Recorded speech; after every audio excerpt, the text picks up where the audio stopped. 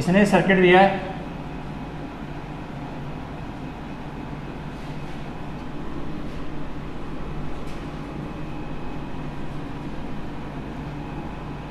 ये कैपेसिटर है कितने का 235 2 माइक्रोफैरड 3 5 और ये 10 माइक्रोफैरड। इसका इक्विवेलेंट कैपेसिटेंस निकालना है। कैसे निकालेंगे? अब दो तरीके हैं। सबसे पहली बात यह तो चार्ज को फ्लो कर लो। अगर चार्ज सभी कैपेसिटर्स में एक जैसे मैग्नीट्यूड का फ्लो हो रहा है तो जिन जिन कैपेसिटर में चार्ज एक जैसा फ्लो होगा तो हम बोलेंगे वो सीरीज में नहीं होगा तो पैरेलल में। दूसरा तरीका क्या होता है? दूसरा तरीका होता है उनको प्लेटिंग करना, नेमिंग करना। तो जिन कैपेसिटर की दो प्लेट होती हैं अगर ये दोनों प्लेट सेम पॉइंटों के साथ कनेक्ट है सबकी तो ये पैरेलल में होंगे और डिफरेंट डिफरेंट पॉइंट के साथ कनेक्ट है तो सीरीज में। तो कोई भी मेथड लगा लो दोनों ही सेम होते हैं। जैसे कि यहाँ पे अगर चार्ज का डिस्ट्रीब्यूशन करें, अगर यहाँ से मेरा चार्ज क्यू गया तो ये चार्ज यहाँ से दो भागों में डिवाइड हो गया तो इस कैपेसिटर में कुछ चार्ज जा रहा है तो लेकिन ये वाला चार्ज जो इसमें फ्लो कर रहा है ये आगे जाके चार्ज दो भागों में डिवाइड हो गया तो इस वाले कैपेसिटर में चार्ज अलग जा रहा था, इसमें अलग जा रहा था। अब ये चार्ज यहाँ से डिवाइड होकर ये इधर फ्लो कर रहा है।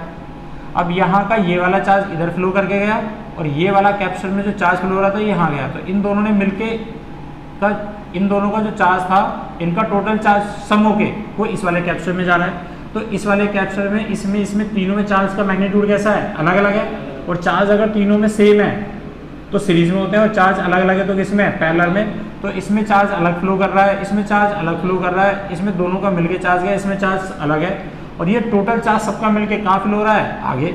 तो जितना चार्ज मैंने यहाँ दिया था उतने चार्ज तो यहाँ पे फ्लो हो रहा है कितना? क्यू। लेकिन उससे पहले सारा का सारा चार्ज हर कैपेसिटर में कैसे जा रहा है? अलग अलग जा रहा है। अलग अलग जा रहा है तो ये किस में कनेक्ट है? तो आंसर है ये पैरेलल में कनेक्ट है।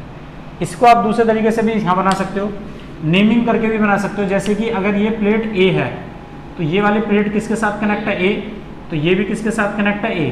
तो ये प्लेट किसके साथ हो गई? ए। ये भी किसके साथ कनेक्ट हो गई? ए। अगर ये बी है तो ये वाला पॉइंट कितना है? सी है।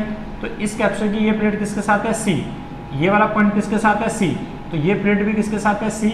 और ये वाली प्लेट भी किसके साथ है? सी। तो देखना, और ये कैपेसिटर की ए प्लेट है तो ये इधर किसके साथ कनेक्ट है? ए।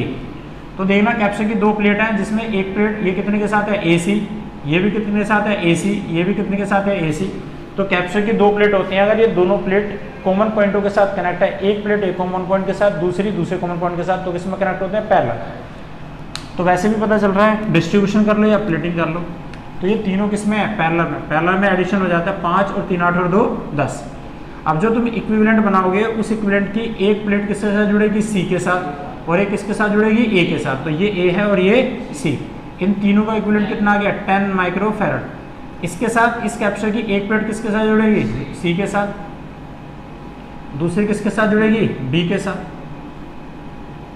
अब देखना दोनों प्लेट सेम पॉइंटों के साथ कनेक्ट है या अलग अलग के साथ कनेक्ट है? तो आंसर है अलग अलग के साथ कनेक्ट है, इसलिए किसमें? ये सीरीज में। और सीरीज में इक्विवेलेंट होता है प्रोडक्ट अपॉन में सम। ये से ना 2 से काटेंगे तो कितना आ गया? 5 माइक्रोफैरड।